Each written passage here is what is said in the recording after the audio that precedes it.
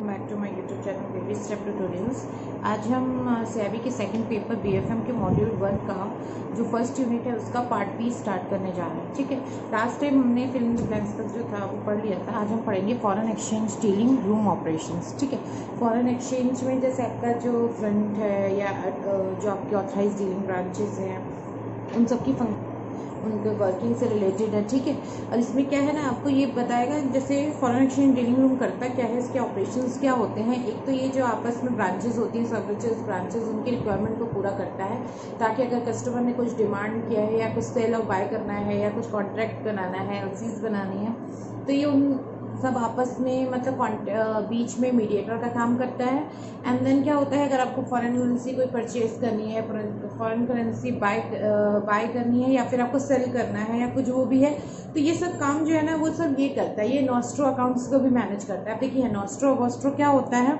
Nostro account होता है one account with you. ठीक है, और वॉस्ट्रो होता है your account with us. Means क्या हुआ नॉस्ट्रो का, कि हमारा जो अकाउंट है वो फॉरेन कंट्रीज में बने हुए हैं। ठीक है, और वॉस्ट्रो का मीन्स क्या हुआ, उनके अकाउंट्स हमारे साथ हैं। ठीक है ना, मतलब आपका क्या होता है, फॉरेन एक्सचेंज या फिर आपका जो इंटरनेशनल बैंकिंग डिवीजन होता है आईबीडी, वो क्या करता है ना कि आपके अलग अलग ब्रांचेस के अपने अपने बैंक्स के सबके होते हैं आईबीडी। ठीक है, तो उसमें क्या होता है कि नॉस्ट्रो अकाउंट जो होते हैं वो अपना एक अकाउंट फॉरेन में जो पर्टिकुलर कंट्री है वहाँ पे रखते हैं। ठीक है, अब इससे क्या हुआ, इंडियन ने जो कोई करेंसी भेजी तो वो वहाँ जाता है और वहाँ से डिस्पैच कर दिया जाता है उस बैंक के थ्रू जिस जगह वो पैसा जाना था।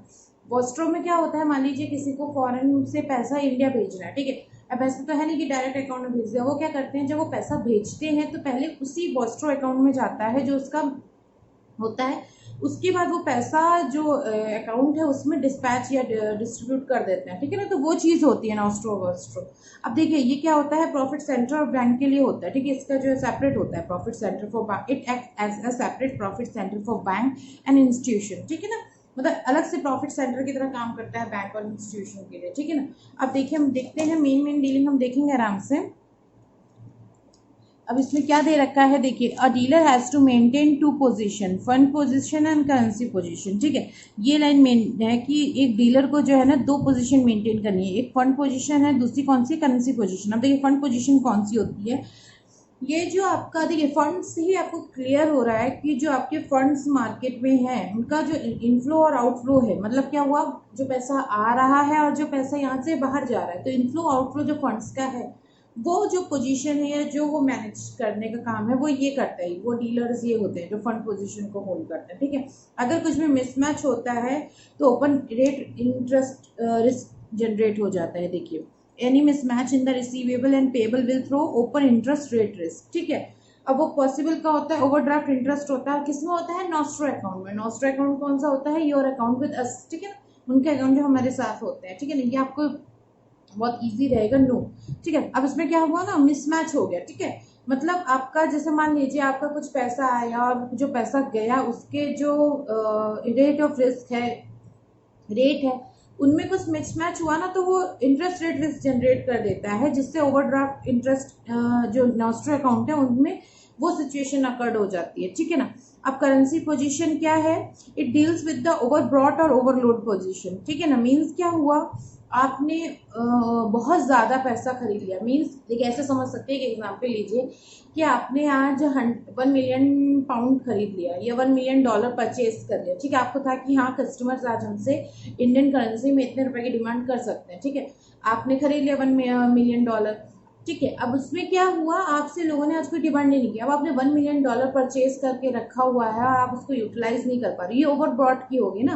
अब मान लीजिए कभी कभी तो क्या कंडीशन होती है कि ठीक है किसी ने $1 मिलियन मांगे, आपके पास 50,000 ही थे, आपने उतने दे दिए, नहीं हुआ या जितना भी कम ज़्यादा हुआ। ठीक है, लेकिन अगर आपने बहुत ज़्यादा खरीद के रख लिया और उतना परचेजिंग नहीं हुई पर्टिकुलर करेंसी की, चाहे कोई भी हो सकता है, डॉलर, पाउंड, यूरो, कुछ भी हो सकता है, तो वो जो कंडीशन होती है ना, जो सिचुएशन होती है, उसका हम बोलते हैं करेंसी पोजीशन। ठीक है ना, अब अदर पार्ट क्या होता है डीलिंग रूम का, बैक ऑफिस होता है। ठीक है ना, अदर पार्ट जो डीलिंग रूम का होता है वो है बैक ऑफिस। बैक ऑफिस क्या करता है, बैक ऑफिस का काम क्या होता है, देखिए, processing of deals, account reconciliation etcetera. Means आपके बैंक्स के बैक ऑफिस का काम क्या होता है, अकाउंट ओपन कर रहे हैं, हमारे जो अकाउंट्स हैं उन पे KYC वगैरह सबकी नज़र रख रहे हैं, और भी जो भी सिचुएशनल्स मतलब जो भी अगर रूल RBI निकालती है तो उनको मॉनिटर करते हैं कि सब सही कर रहे हैं, कुछ गलत नहीं है। तो वही काम इधर बैक ऑफिस का है। इसमें क्या होता है, इसमें फॉरेन एक्सचेंज से रिगार्डिंग वर्क होता है कि आपका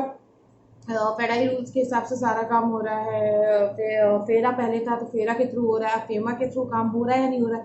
फेरा इसलिए गया ना, मैंने आपको लास्ट टाइम भी बताया था कि उसमें रिस्ट्रिक्शंस बहुत ज़्यादा थे, लोग उतना यूटिलाइज नहीं कर पा रहे थे और फंड्स का इनफ्लो आउटफ्लो उतना अच्छा नहीं था। इसी चक्कर में ना फेमा रूल लाया गया। फेमा में बहुत अच्छे से रूल बने हुए हैं जिससे कि लोगों को बहुत ईजी है कि वो अच्छे से ट्रांजैक्शंस कर सकें, ठीक है ना। अब थर्ड पार्टी की देखो, ये हो गया सेकंड पार्ट। अब थर्ड पार्ट क्या होता है इसका, मिड ऑफिस, ठीक है ना। मीन्स क्या हुआ, 3 पार्ट थे हमने जो देखे, front office, back office, mid office. Front office में हमने जो देखे डीलर्स वगैरह होते हैं जो करते हैं, कौन कौन से करते हैं, funds position and current position.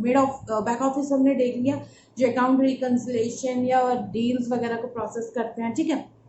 Third part जो होता है वो मिड ऑफिस होता है। मिड ऑफिस क्या करता है, रिस्क मैनेजमेंट से रिलेटेड वर्क करता है, ठीक है। रिस्क मैनेजमेंट सही चल रहा है इसमें, जैसे हम जो फॉरेक्स डीलिंग्स कर रहे हैं उसमें ज़्यादा रिस्क तो नहीं है, बट अगर ज़्यादा रिस्क होगा तो हमें वो काम नहीं करना है ना। अगर देखिए उनको लिखा ठीक है मॉडरेट रिस्क है, हम इतना ले सकते हैं, तो वो रिस्क उसके हिसाब से बता देते हैं और उस हिसाब से बैक ऑफिस फ्रंट ऑफिस अपना लेते हैं डिसीजन जो भी लेना होता है, ठीक है ना। तो ये रिस्क मैनेजमेंट से रिलेटेड काम करते हैं।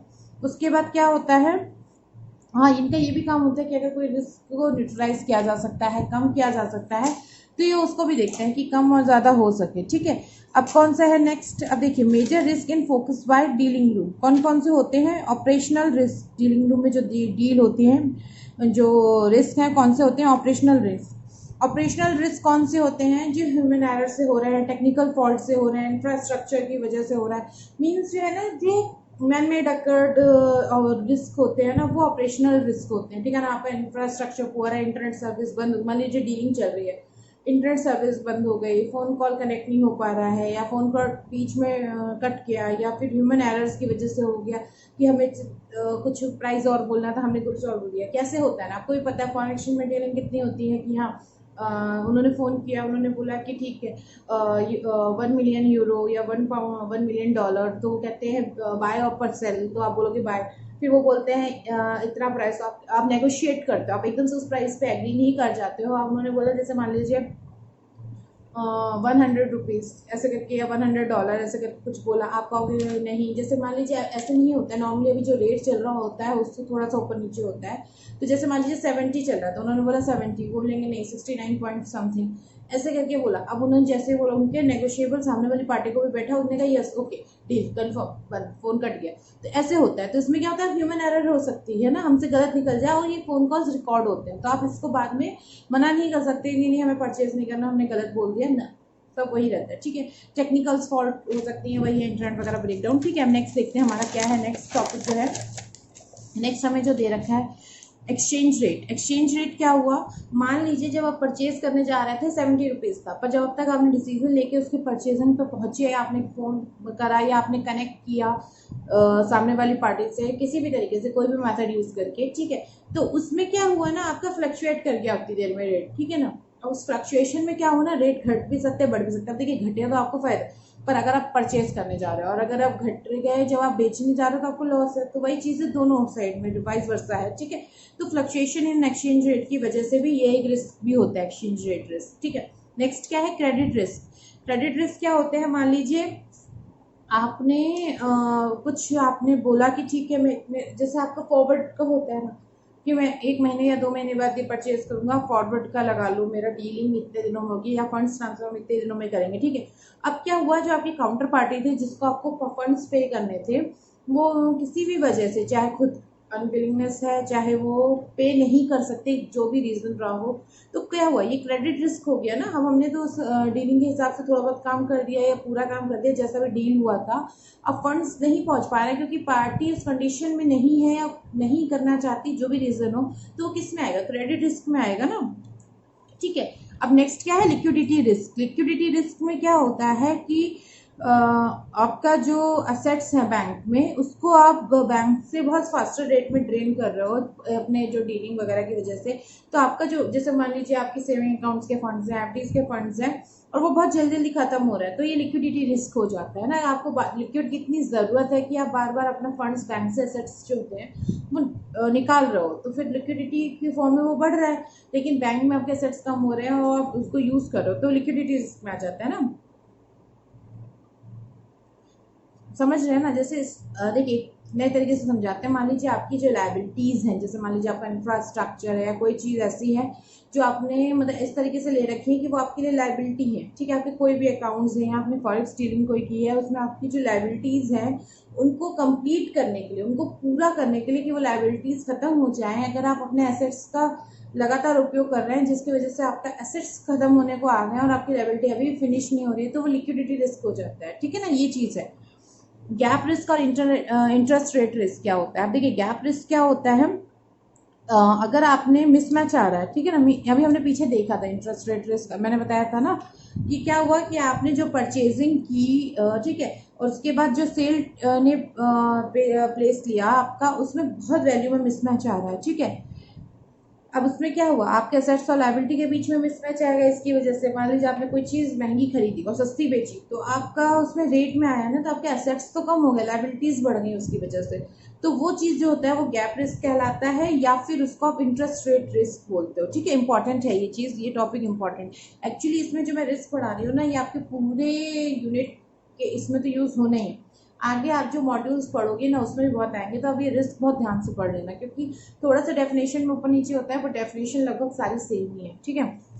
अब आपका मार्केट रिस्क क्या होता है। मार्केट रिस्क क्या होता है कि एडवर्स मूवमेंट में आपका जो मार्केट का वेरिएबल है उसकी वजह से आपको जो अपनी पोजीशन है ना, या उसका छोड़ नहीं पा रहे हो, ठीक है ना। मतलब क्या हुआ कि आपका पोजीशन बहुत खराब कर दी मार्केट में, बहुत ज़्यादा डाउन चला गया प्राइस, या बहुत ज़्यादा अप चला गया तो ठीक है, अगर बहुत ज़्यादा डाउन चला गया तो आप फिर अपनी पोजीशन होल्ड भी नहीं कर सकते, और बहुत ज़्यादा अप चला गया तो भी मतलब प्रॉब्लम होगी जो परचेज करने आएंगे उनके लिए, है ना।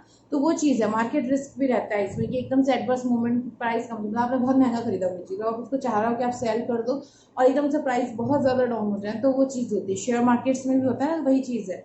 लीगल रिस्क क्या होते हैं, आपने कोई कॉन्ट्रैक्ट किया और आप उसको काउंटर पार्टी पे एनफोर्स नहीं कर पा रहे हो, ठीक है ना। मीन्स क्या हुआ कि वहाँ का रूल्स ऐसे हैं या जो कुछ भी है कि आपने अपनी कंट्री के हिसाब से कॉन्ट्रैक्ट कर लिया, सामने वाली पार्टी ने भी आपसे कॉन्ट्रैक्ट कर लिया, पर जब उसको लीगली एनफोर्स करने जा रहे हो किसी भी वजह से, और उस कंट्री के या उस पर्टिकुलर किसी भी वजह से आप उस कॉन्ट्रैक्ट को नहीं कर पा रहे हो एनफोर्स, तो वो लीगल रिस्क कहलाता है, ठीक है ना। होते हैं कहीं कहीं जगह पे।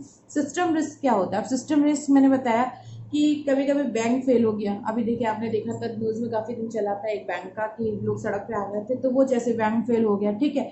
अब उसमें क्या हुआ, अगर किसी का, आपने देखा था कि लोग पैसे नहीं निकाल पा रहे हैं, फंड ट्रांसफर नहीं कर पा रहे हैं, बाद में गवर्नमेंट ने परमिशन दी थी कि आप शायद 10,000 है कितना निकाल लो। तो वो चीज़ है, क्या मान लीजिए किसी का 1 लाख का था, 2 लाख का था, ये तो मैं छोटे छोटे अमाउंट बता रहा हूँ, किसी किसी करोड़ों की ट्रांजेक्शन होती है बैंक से। अब बैंक फेल हो गया, आप पे नहीं कर सकते ना पार्टी को जब तक कि सारा रिजॉल्व नहीं होता, और वो पार्टी जो बैंक है आपका जितना पैसा लौटा रही है, कितना क्या कर रही है, आपको क्लियर नहीं होता, तो फिर वो सिस्टम रिस्क हो जाता है, ठीक है ना। अब कंट्री रिस्क क्या होता है, जो आपकी लोकल गवर्नमेंट है वहाँ के कुछ रूल्स और रेगुलेशंस ऐसे हैं कि आपका इनस्टेबिलिटी हो रहा है उसकी कंट्री में, ठीक है। आपके रूल्स जो है ना, जैसे मैंने बताया था पहले फेरा था तो उसमें बहुत ज़्यादा रिस्ट्रिक्शन थे, तो वही चीज़ यहाँ पे हो रही है कि कुछ रूल्स और रेगुलेशन आपकी डोमेस्टिक कंट्री ने ऐसे लगा रखे हैं जिससे कि आप अपना जो फॉरेन एक्सचेंज है वो अच्छे से नहीं कर पा रहे हो, तो वो कंट्री रिस्क होता है, ठीक है। अब देखिए कंट्री रिस्क तो हमें समझ में आ गया। अब सोवेरियन रिस्क क्या होता है, इसमें यही चीज़ आपका जो है ना वो दूसरे फॉरेन कंट्रीज लगा रहे हैं, ठीक है ना। Sovereign status claim immunity from any recovery proceeding of fulfilment of any obligation with in the same country, ठीक है ना। मीन्स क्या हुआ, आपका फॉरेन कंट्रीज में कुछ है या कुछ वैसे रूल्स लगा दिए, तो वो सोवरेन रिस्क होता है जिसकी वजह से आप रिकवरी नहीं कर पा रहे हो, आपके जो भी कॉन्ट्रैक्ट थे, एप्लीकेशंस आपकी पूरी नहीं हो पा रही हैं, तो वो आपका सोवरेन रिस्क होता है, ठीक है। अब आरबीआई फेडरा की कुछ गाइडलाइंस दी है, मैंने इसमें वही लिखे हैं जो थोड़ी थोड़ी मेरे को मेन लगी, ठीक है। रीडिंग करने में कुछ नहीं जा रहा है, क्योंकि न्यूमेरिकल आया तो ठीक है, वो तो हम करेंगे प्रैक्टिस, पर अगर थ्योरी पार्ट आया तो आपको एक बार क्लियर होना चाहिए, ठीक है, क्योंकि इसमें थ्योरी आ जाती है एडी वगैरह से रिलेटेड, ठीक है। अब आरबीआई से रिलेटेड क्या है कि RBI issued at AD branches list of bank, ठीक है ना। अब सीधी सी बात है, आप आरबीआई से परमिशन लेते हो अपनी फॉरेन एक्सचेंज करने के लिए किसी भी ब्रांच को ऑथराइज डीलर बनाने के लिए, है ना, उसी के थ्रू तो आप करोगे। तो कैटेगराइजेशन कैसे होता है ऑथराइज डीलर का? कैटेगरी 1, कैटेगरी 2 और कैटेगरी 3, 3 कैटेगरी की होती है, AD1 branches, AD2 branches and AD3 branches. ठीक है, जो ऑथराइज डीलर कैटेगरी 1 का होता है, ये देखिए कैटेगरी 1 है, तो जो ऑथराइज डीलर कैटेगरी 1 का होता है वो फॉरेन एक्सचेंज से रिलेटेड सारे ऑपरेशंस, जितने भी ऑपरेशंस हैं उन सबको परमिशन उनको करने के लिए अलाउड है और वो सबको कवर करते हैं। ठीक है, सेकंड आपका क्या है? Authorise person category 2। कैटेगरी 2 में क्या होता है? ये मनी चेंज कर सकते हैं, ठीक है, सेल परचेज कर सकते हैं फॉरेन करेंसी नोट्स में, ट्रेवलर चेक्स बना सकते हैं। ठीक है, इसको क्या है ना, देखिए ये नाम एक लिखा हुआ है, फुल फ्लेज मनी चेंजर्स बोला जाता था पहले। क्यों? ठीक है ना, क्योंकि ये मनी का जैसे आपका जो है ना करेंसी में चेंज कर सकते थे, सेल परचेज कर सकते थे करेंसी नोट पे। तो ये नेम आपको याद रखना है कि AD2 होता है, AD1, AD2, AD3 करके हम याद करेंगे। ऑथराइज डीलर है AD का फुल फॉर्म।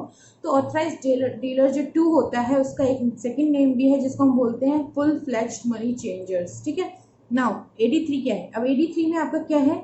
इनको परमिशन होती है कि ये परचेज कर सकते हैं फॉरेन करेंसी नोट्स और ट्रैवलर चेक्स, बस, और कुछ नहीं कर सकते इसके अलावा। ठीक है ना, मीन्स क्या है कि जो आपका फॉरेन करेंसी नोट है इन्होंने परचेज कर लिया। सेकंड है ये ट्रैवलर चेक्स इश्यू कर सकते हैं। ठीक है ना, तो इसको क्या बोलते थे? रिस्ट्रिक्टेड मनी चेंजर्स बोलते थे। ठीक है, मीन्स AD2 को तो आप फुल फ्लेज मनी चेंजर बोल रहे हो, पर AD3 को आप बोल रहे हो रिस्ट्रिक्टेड मनी चेंजर्स। रिस्ट्रिक्शंस हैं यहाँ पे कुछ।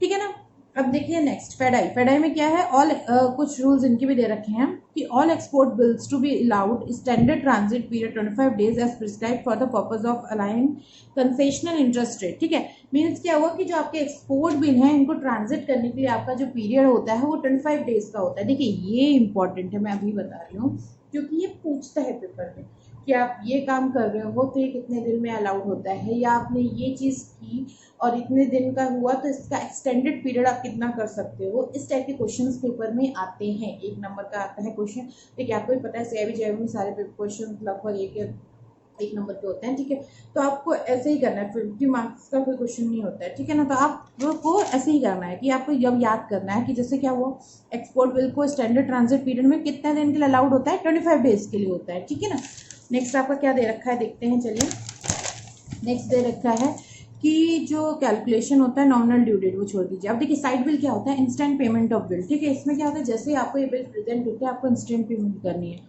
ठीक है, अब एक्सपोर्ट बिल क्या होता है? Export bill drawn in foreign currency purchase discounted negotiated must be crystallise into rupee liability in case of delay in realisation of export bill.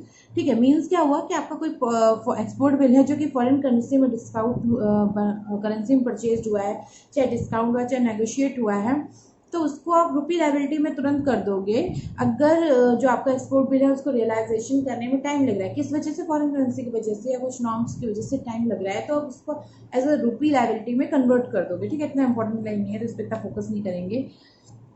TT selling rate, देखिए ये मैं आपको बता रही हूँ, लास्ट टाइम एक न्यूमेरिकल आया था BFM में जिसमें TT सेलिंग रेट्स का यूज़ किया गया था। एक्सपोर्ट से रिलेटेड पूरा एक न्यूमेरिकल था। देखिए इसमें एक्सपोर्ट का चैप्टर भी है मॉड्यूल A में ही, तो उसमें जो क्वेश्चन आए थे वो एक आपको केस स्टडी टाइप से 3 कंडीशंस दे दी गई थी जिसपे 3 से 4 क्वेश्चंस थे। ठीक है, तो वो उस टाइप से क्वेश्चंस आए थे, तो ये इंपॉर्टेंट है। Dealing selling rate, TT buying rate, आप कैसे उनको यूज़ कर रहे हो। आपको एक न्यूमेरिकल टाइप का दे दिया था कि आपकी TT सेलिंग रेट ये है, इतने से इतने तारीख तक आपने यूज़ किया, इतना से ये हुआ, तो ये रेट क्या निकलेगा। इस टाइप से करके क्वेश्चन थे, मैं आपको प्रोवाइड करवाऊंगी जो भी क्वेश्चन थे, जैसा भी था उससे रिलेटेड क्वेश्चन, उस टाइप के और भी क्वेश्चन मैं दूंगी आपको। ठीक है, अब देखिए done on 30th day from due date, notional due date, क्या चीज़? ठीक है, जो ये जो है ना ये वाला सेकंड पॉइंट जो था कि एक्सपोर्ट बिल अगर ड्रॉन हो रहा है और रूपी लायबिलिटी में क्रिस्टलाइज हो जाना चाहिए in case of realisation of export bill. अगर TT सेलिंग रेट है तो भी यही चीज़ होगी। ठीक है, कब होगा? अगर 30 दिन में डन हुआ तो ड्यू डेट और नेशनल ड्यू डेट से, कब? जो ड्यू डेट है आपकी, जो भी ड्यू डेट दे रखी है उसके 30 डेज में होना चाहिए।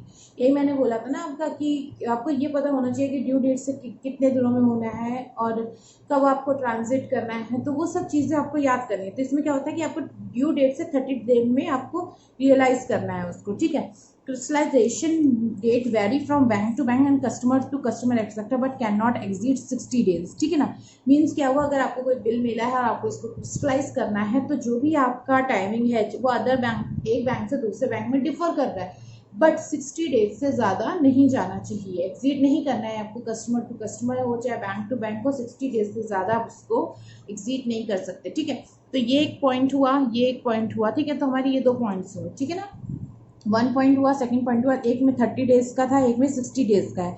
अब साइड बिल देखते हैं। साइड बिल मैंने बताया था आपको कि उसका रियलाइजेशन आपको तुरंत करना पड़ता है। ठीक है, अंदर LOC would be crystallise on the 10th day after due date of receipt if not yet paid.